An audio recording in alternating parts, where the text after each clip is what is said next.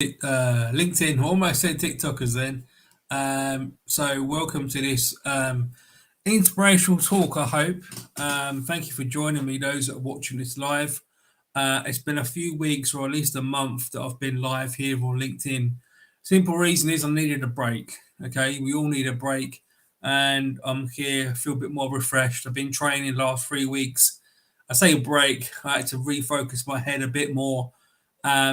Get back in the gym, reshape things, which is always good for us as humans. So, obviously, my title today: Why can't humans live in peace? This is such an important topic question, and it's not really a talk today. I'm trying to inspire people because I've been analysing a lot of the events in Gaza and Palestine and the war in Ukraine for for some time, especially war in Ukraine, but more recent events, and I've been looking at different emotional intelligence of military leaders within the Israel army. I do see a lot of anger being led by that. Now, this is not a political talk by any means, but I just want to get the point across about trying to put things into perspective. I would argue humans cannot live in peace from a EQ perspective, which is my core research, is because up here with our thoughts, what tends to happen is that, in short, there's something in psychology and in the field of Daniel Goleman's work called hijacking the brain. All right. Now, in short, basically, everybody has anger. Okay. If you lose your temper, okay, you have a choice, fight or flight, or you can go to anger and you can hurt someone. The problem is that sometimes we don't know when the fight or flight response kicks in and we jump maybe to hijacking where one part of the brain takes over the other. So, for instance, you're walking down the road and you have an argument with someone. Now, you've got two choices. You can either back away, walk off, or you can retaliate. Yeah, maybe there's something wrong to you, or you might not be a violent person, but every human on this planet, doesn't matter who you are, is capable of hurting someone else. Okay, that's the brains that we have. No one is perfect. Okay, hence that term. Okay, the science is okay, as we know. Not being religious here, there is good and evil. So in the brain, there's good parts and bad parts, as in what we feed into the brain. So our emotions come from the content, the things that we see, hear, touch. Sometimes it's smell, but you might smell a bad smell and you think, oh, what's that? But we live our lives based on the emotions that we feel. Okay. Now, a small case study. When I was, in my marriage, it didn't work out. Sadly, I was violent. Okay, I'll be honest with you. I don't mind sharing it with you because I had to work through a lot of stuff from my childhood. My dad was,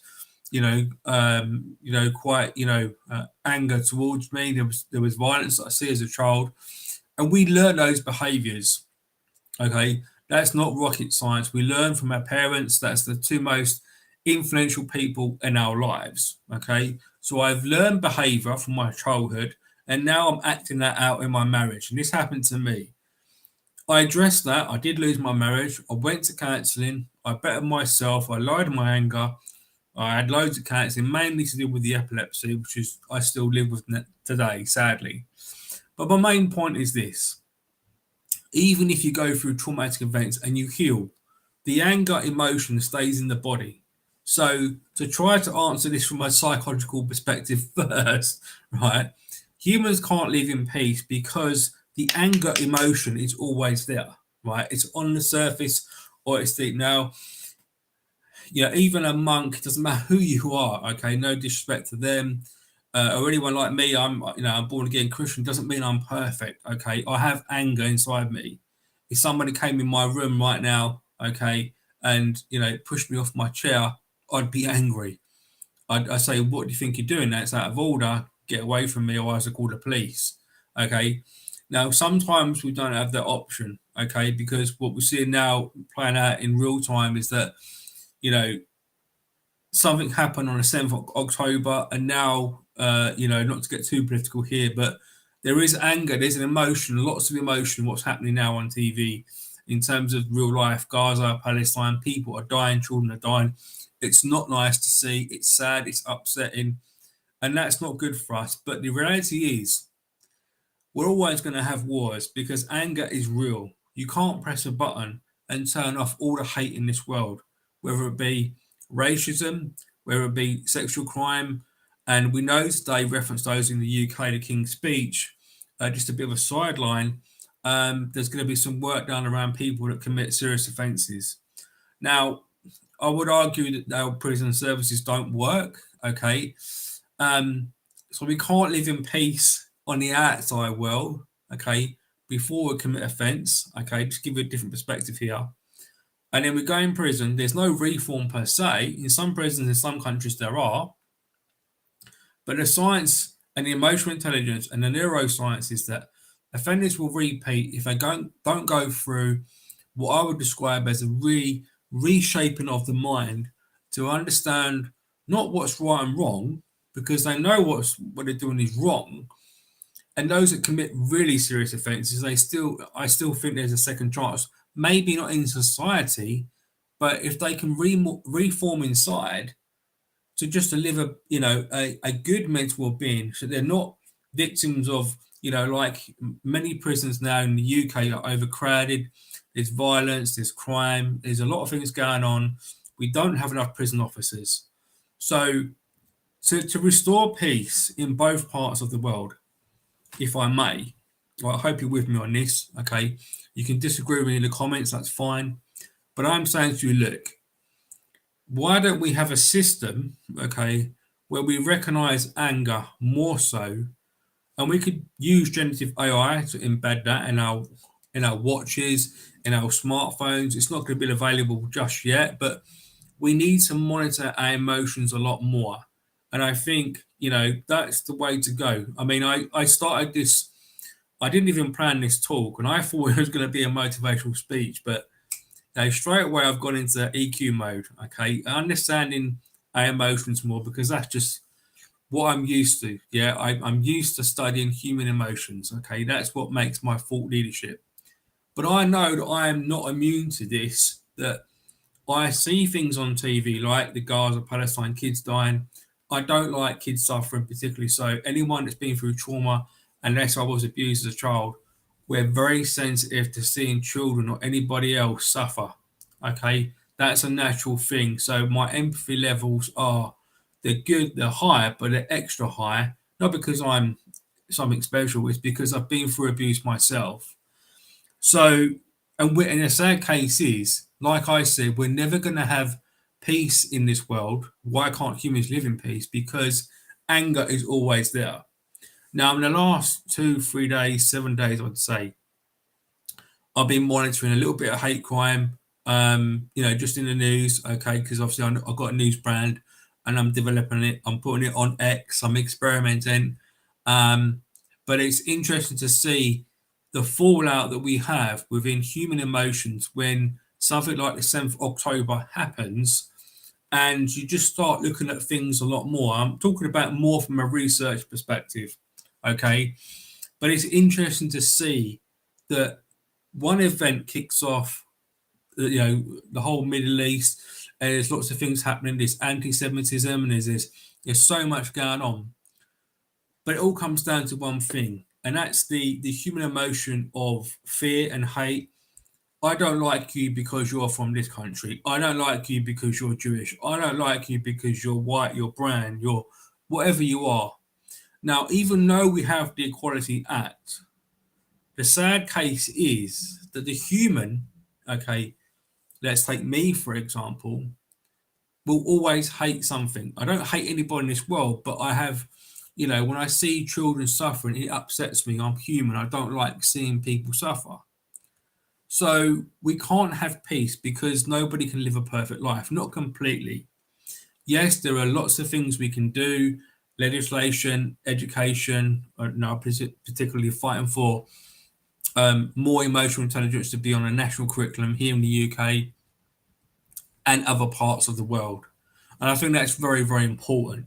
So I think I'm going to slowly wrap up, and it's going to be quite difficult for me to summarize this because I didn't plan this talk tonight. I just wanted to experiment with my feelings, which is good for my mental well-being. But because sometimes you can watch so much content, absorb it, and you think, what do I do with this? And this question is an article that I wrote on Empathy News magazine. It's available on my profile. Check it out. It's very short. Got some traction, but it was, I experiment a lot with my content, particularly with human emotions, because the way that I work, and I think this is good practice, to kind of put some calm and peace in the world, is that when we watch something, see something, do something, hear bad news or something like that, even an argument in a relationship, we need to go away. We need to sit down. We need to process. We need to, breathe, meditate, and process what happened, what we've seen, what's been done, so that our brains can slow down a lot more. Okay, and counsellors, and I'm training to be a counsellor at the moment, we can put things into perspective. And a lot of clinical psychologists and other psychologists will support that. I have no doubt. Slow the brain down when we're overworked, we're stressed, because we don't have peace in this world a lot, because there's a lot of anger now, particularly in this time, even before war in Ukraine, even before Palestine, the sad events of 7th of October. Everything is rising to the surface. It's only going to get worse, worse, and worse. It won't get better from a global society perspective if we don't understand how to process our emotions. So, in short, if I could wrap up, I'm trying to promote everybody, and I mean everybody, to understand how to process their anger. Now, when we look at, not from a political perspective, when we analyze serial killers and terrorist group, which I've been doing recently, because I want to build a universal framework to understand human emotions more, so I can provide the best content, whether it be a book, PDF, PowerPoint, video, a course. That's my job as a thought leader. It's not easy, right? Because I've got to look at a lot of content and I've got to write a lot of content, but I'm getting there slowly. Taking me 5 years so far, and it will never stop the research. But that's what I like doing, and that's why I do these live talks sometimes, to try to summarize some of my thoughts on what I'm researching. So, I mean, I will try to end on a tip, but I think that's quite appropriate, really, because it's just too much information.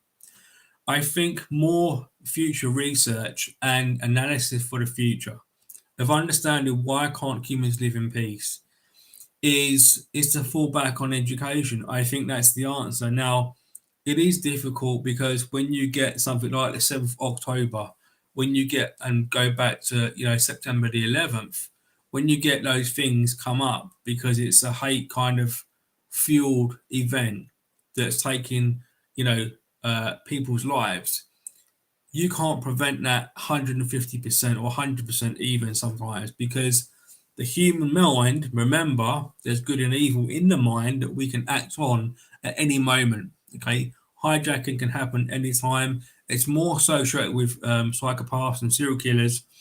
But when you put like a terrorist group together, like Hamas, for instance, it's very difficult to try to, on I say a positive side, to research that, capitalize that, and then try to get law enforcement agencies. So every country's got to safeguard from society, but how do we get to a better place where we don't have terrorist groups in the future, right? Because we've got different faiths, different religions, different sexes, and previously, before Elon Musk bought Twitter, there was a lot of political arguments on Twitter, and now a lot of people have been let back. So another case study is, does that mean there's going to be more hate crime on X? Because free speech, which I'm experimenting at the moment, is so complex. I find it myself as a humble independent thought leader. So anyway, I think I'll end it there. I hope you've enjoyed this short talk. I don't like talking more than 15 minutes. And yeah, I will, I'll let you get on with your evening.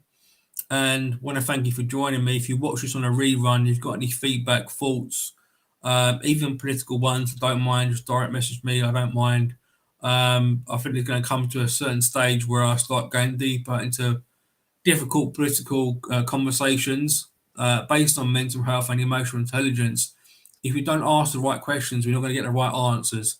And that's why I raised this question today. Check out the very short, it's very humble article that I wrote on this on Empathy News magazine. You can find that on my profile, subscribe to it. I'm not doing as many articles because I'm really busy at the moment, but a joy to do these live talks. I really enjoyed this talk, by the way.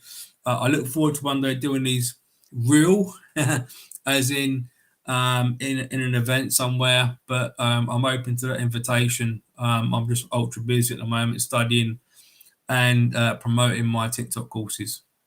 Okay, thanks so much. Good night. God bless wherever you are. Stay safe.